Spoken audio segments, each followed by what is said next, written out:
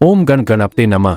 जय माता रानी। दोस्तों, आपका एक बार फिर से स्वागत है हमारे YouTube चैनल व्रत त्योहार कहानियां में। दोस्तों, आगे बढ़ने से पहले एक बार हमारे कमेंट में जय श्री गणेश जरूर लिख देना। हिंदू धर्म में गणपति जी को प्रथम पूजनीय माना जाता है और इनकी पूजा के बिना कोई कार्य संपन्न नहीं होते। दोस्तों, हमारे धर्म में जो चतुर्थी की तिथि होती है वह गणपति को समर्पित होती है। तो साल भर में 12 संकष्टी चतुर्थी का व्रत धारण किया जाता है। वैसे तो देखिए, सभी संकष्टी चतुर्थी खास होते हैं, लेकिन माघ माह में आने वाली सकट चौथ, जिसे लंबोदर संकष्टी चतुर्थी के नाम से भी हम जानते हैं, बहुत विशेष मानी जाती है और इसे बड़ी चतुर्थी कहा जाता है। ऐसा माना जाता है कि इसे पूरे साल के सभी चतुर्थी व्रतों का फल प्राप्त हो जाता है। अगर पूरे साल में अन्य चतुर्थी के व्रत आप नहीं करते और एकमात्र माघ मास की जो सकट चौथ व्रत होती है उस व्रत को धारण करते हैं, तो आपको समस्त संकष्टी चतुर्थी व्रतों का पुण्य फल प्राप्त हो जाता है। तो आज इस वीडियो में इसी सकट चौथ बड़ी संकष्टी चतुर्थी के बारे में संपूर्णता से सभी जानकारियां मैं आपको शेयर करने वाला हूँ। अगर आप भी सकट चौथ का व्रत करते हैं तो आपके लिए जानकारी बहुत ही महत्वपूर्ण होगी। वीडियो अगर पसंद आए तो लाइक जरूर कर दीजिएगा। दोस्तों, हर साल माघ मास के कृष्ण पक्ष की चतुर्थी तिथि यानी सकट चतुर्थी मनाई जाती है। सकट चौथ जो कि माताएं अपनी संतान की लंबी आयु दीर्घायु के लिए, उनकी उन्नति तरक्की के लिए धारण करती हैं। पद्म पुराण में बताया गया है कि सकट चतुर्थी व्रत भगवान गणेश ने ही मां पार्वती को बताया था, इसीलिए इसका महत्व बहुत ज्यादा हो जाता है। जो स्त्रियां सुख सौभाग्य, संतान की समृद्धि और परिवार की कल्याण की इच्छा से यह व्रत करती हैं, उनकी समस्त इच्छाएं पूरी होती है। कहते हैं, माताएं इस व्रत को रखें तो संतान दीर्घा होती है और उनके जीवन में कभी कोई कष्ट गणपति की कृपा से नहीं आता। तो शास्त्रों के मुताबिक माघ माह की चतुर्थी के दिन ही भगवान गणेश ने अपने माता पिता की परिक्रमा की थी। अपनी तीव्र बुद्धि का, अपने ज्ञान का परिचय उन्होंने दिया था और इसके बाद ही भगवान शिव ने प्रसन्न होकर देवताओं में प्रमुख मानते हुए उनको प्रथम पूजा का अधिकार दिया। इस व्रत के प्रताप से संतान को अच्छा स्वास्थ्य मिलता है, बुद्धि और उनकी समृद्धि में वृद्धि होती है। तो इस दिन हमें विशेष पूजन करना होता है। दोस्तों, अब जान लेते हैं कि संकष्टी चतुर्थी साल 2024 में किस दिन मनाई जाएगी। इस बार सकट चौथ 29 जनवरी 2024 को मनाई जाएगी। इसी चौथ को हम तिलकुटा चौथ, तिल चौथ भी कहते हैं, माघी चतुर्थी कहते हैं, सकट चौथ कहते हैं, बड़ी चतुर्थी कहते हैं।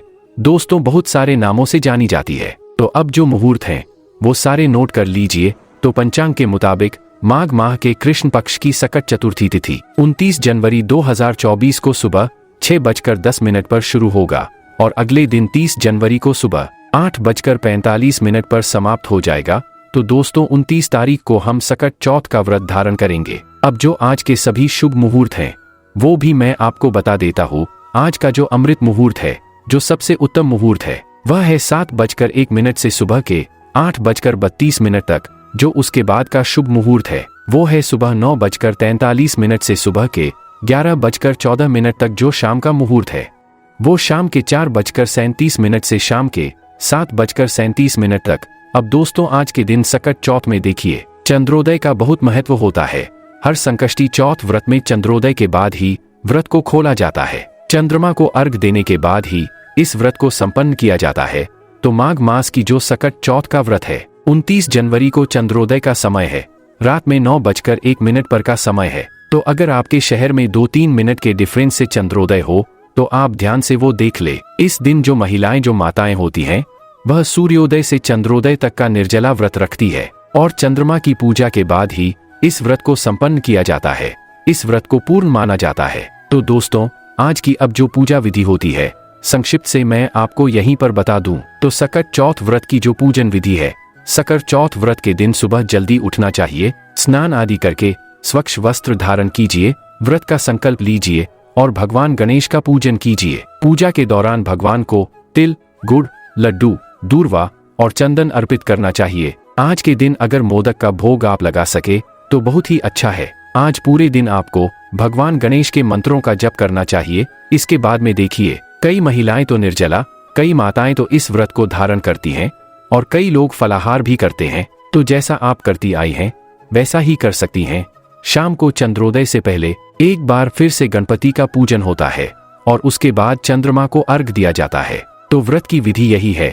इसी प्रकार से आपको व्रत करना चाहिए। देखिए, अब कुछ ऐसे कार्य हैं जो आज के दिन अगर आप कर लेते हैं तो इससे गणपति बहुत प्रसन्न होते हैं और आपकी हर मनोकामना पूरी करते हैं। आज के दिन गणेश चालीसा का पाठ जरूर करें। गणपति की आरती आज के दिन आपको जरूर उतारना है। आज के दिन गणपति के सामने 2 सुपारी और 2 इलायची रखें। पूजन के समय इसके बाद में आप उसे अपने पास रख लें। किसी भी कार्य में आप जाएंगे, इन चीजों को अगर लेकर जाएंगे तो विघ्नहर्ता गणपति की कृपा से आपके सभी विघ्न दूर हो जाएंगे। आपके वह कार्य जरूर सफल होंगे। अब आज गणपति की पूजा आप जब भी करें तो उनकी मूर्ति की स्थापना जो पाठ आप लगाएंगे उत्तर दिशा की तरफ स्थापित करें। ये भी बहुत ही शुभ फल लेकर आता है। देखिए, आज की जो पूजा होती है वो तिलकुटा चौथ, हम इस चौथ को कहते हैं। तो तिल के लड्डू आपको जरूर अर्पित करने हैं। तिल और गुड़ के बने हुए। कई लोग देखिए, कई माताएं घर में ही शुद्धता से तैयार करती हैं, बाजारों में भी मिलता है। तो तिल और गुड़ के लड्डू आज गणपति का मुख्य भोग होता है, जरूर अर्पित करें। केला, मोदक ये सब देखिए उनको पसंद है।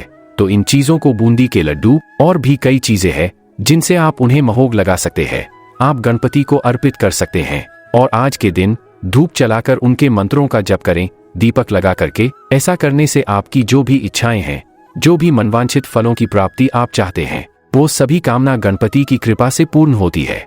सकट चौथ पर भगवान गणेश की सच्चे मन से पूजा की जाती है और सभी पापों से मुक्ति मिलती है।